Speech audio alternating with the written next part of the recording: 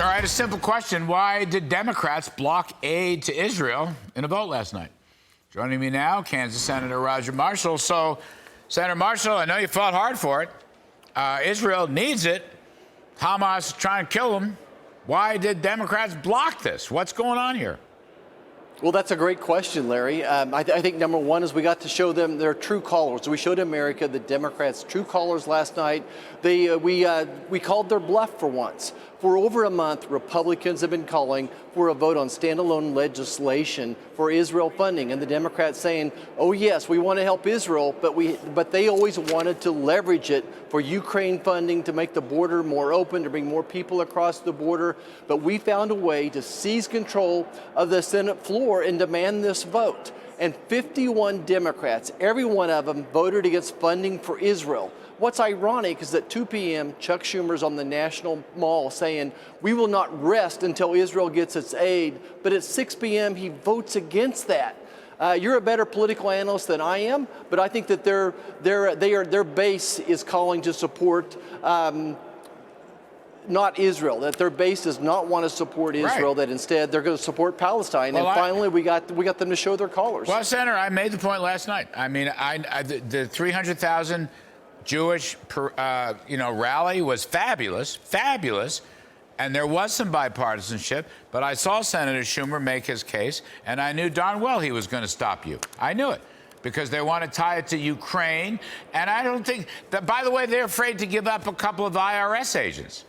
I mean, the Speaker's idea of a pay-for Mike Johnson is not the worst thing in the world. They haven't really even started using those agents yet. So there's that, too. Why not pay for some of this stuff for a change?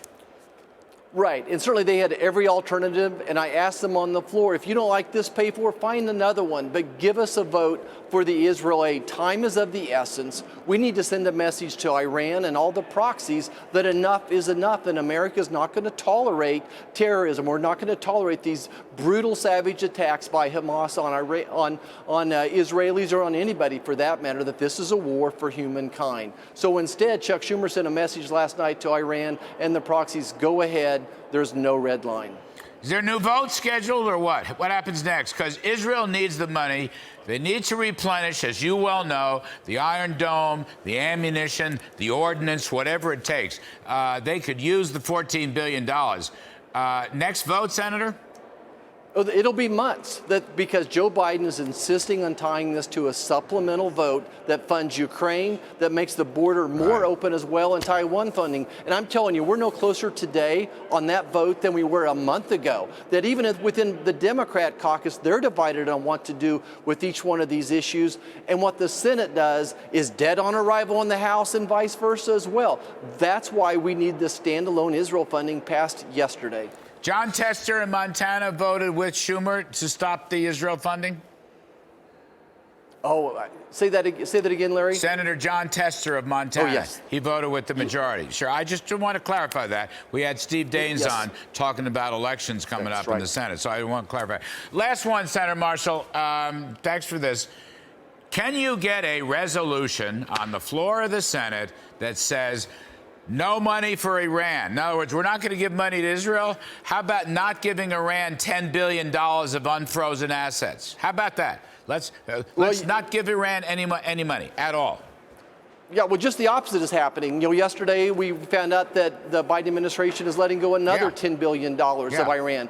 We don't stop any of their ships. Their ghost fleet is increasing. They're selling $1 billion of oil every week to China. So just the opposite has happened under Joe Biden. Look, you can't be pro-Israel and pro-Iran. You have to choose which team you're rooting for. Joe Biden says he's with Israel, but everything he does says he's for Iran. Thank you, Senator Marshall. We appreciate it, sir. Thank you.